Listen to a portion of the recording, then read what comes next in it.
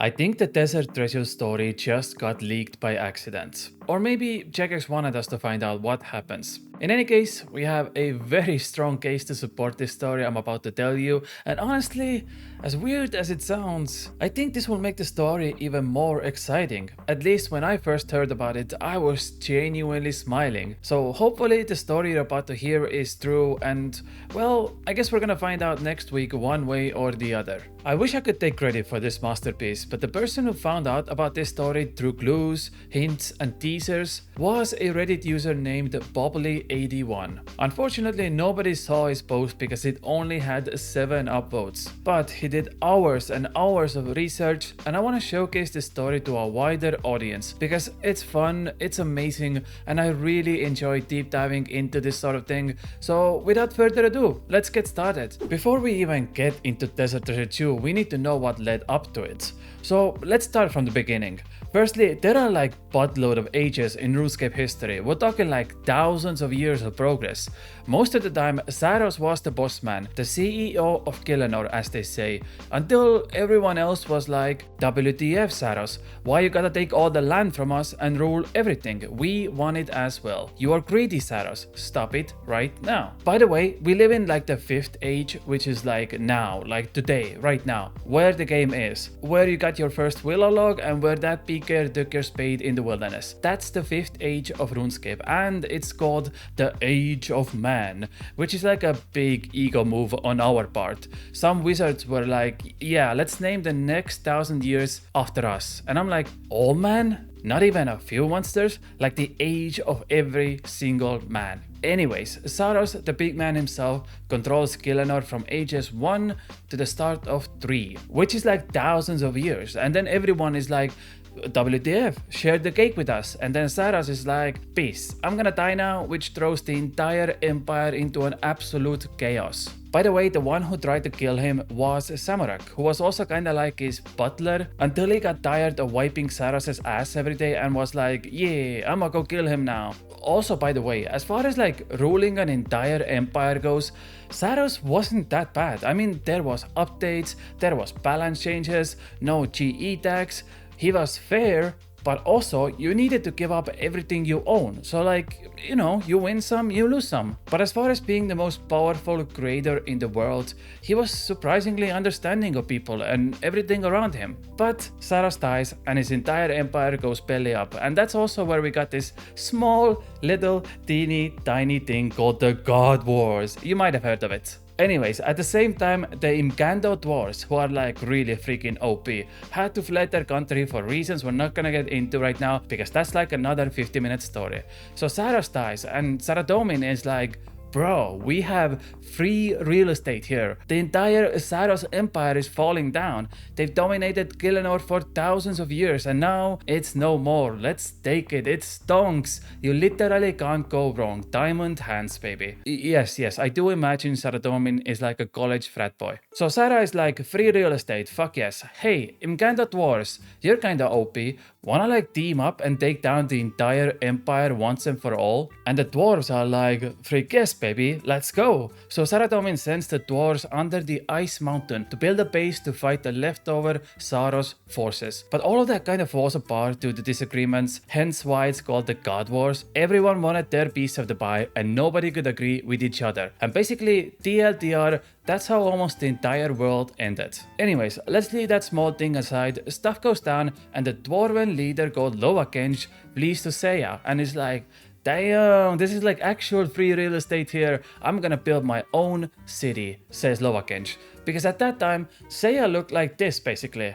Well, not entirely, but you get the point. Little did Loakenj know, a Saros executioner called the Strangler follows him to Seiya to finish the job and end the leader of Imgando dwarves once and for all. But he's a little bitch-ass boy and unfortunately gets stuck in the swamp. And no, we're not talking about Shrek here, we're actually talking about a boss we're gonna see next week, Vardorvis. He was like the left nutsack of Saros basically, or I guess the bodyguards, and he wanted to impress Saros. So he was like, boy, let me go kill this Imgando dwarf leader called Loakenj in Seiya and then I'll be a good boy in the eyes of Saros. Unfortunately, he didn't get to complete this job. Honestly, he should have just trained longer in sand crabs, but instead he was stuck in a temple of Morra, which you can see next to Shazian. At the same time, the dwarves actually finished their base inside Ice Mountain, which is now called the Camdusal, and that's where the second boss is supposedly gonna be in our quest. Now, we talked about 2 bosses, one in Camdusal, one in Ruins of Morra, in Shazian, and there are 2 more. The third boss is Duke Sukelos, who is imprisoned in Vice currently, aka the Land of Trolls, who I think also had to escape from Fremenix, who were trying to take down Saros,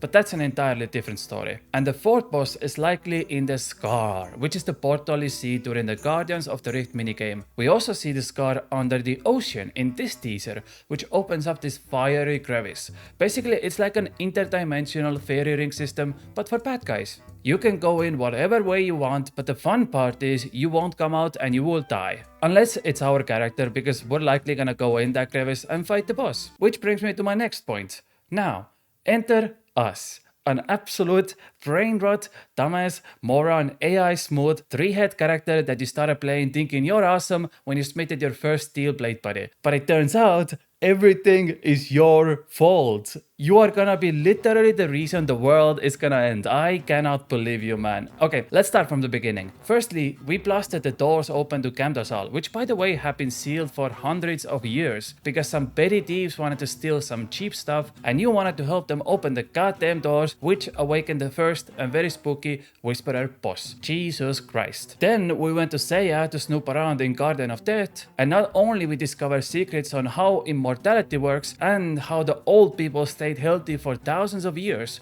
which, by the way, seems like a really bad deal. Who wants to live forever? I'm almost 30 years old and I've already had enough. I can't imagine living for thousands of years. Anyways, we also discovered a potential entrance to Ruins of Morra, where the left nutsack of Saros currently is, aka the second boss. Then we did Guardians of the Rift quest and accidentally freaking opened a portal to another dimension, which by the way summoned a lot of monsters. Thank you very much for that. And this is where the third key is gonna be, and you get it from the Leviathan boss. And the final key is in Vice. And for the love of God, don't screw this up, please, he says sarcastically, setting up the next paragraph.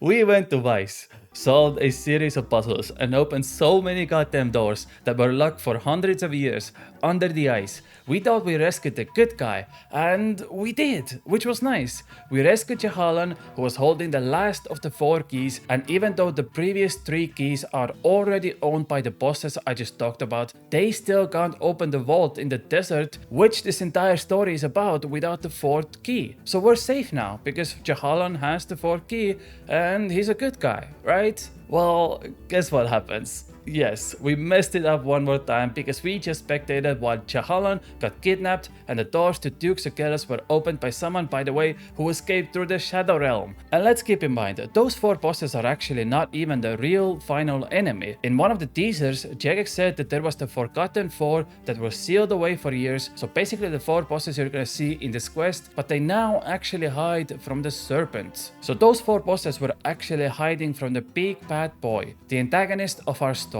And now we, the player, have unlocked all 4 of them, accidentally, without even realizing it. Our character is an absolute moron, and we ruined everything, and we're about to destroy the world. And the worst part is, with our last brain cell, we're gonna make it even worse, because we're gonna help Sliska, the antagonist of Desert Treasure 2, open the vault with those 4 keys. What lies in the Desert Vault, you ask? Well, that's for you to find out next week when the quest comes out.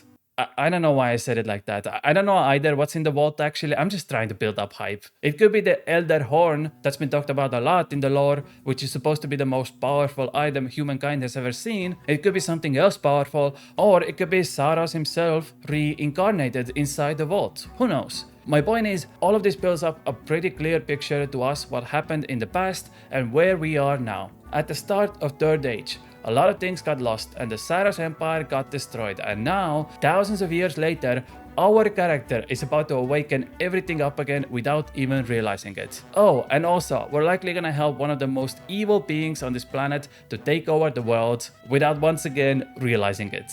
Thank you so much to Bobbly81 for putting all of this together. This is amazing work. If you enjoyed this video, make sure to subscribe, and I'll see you all on the release day of Desert Treasure 2. I will be also live streaming all of it on twitch.tv Kriibus. I love you all very much. Bye. Mwah.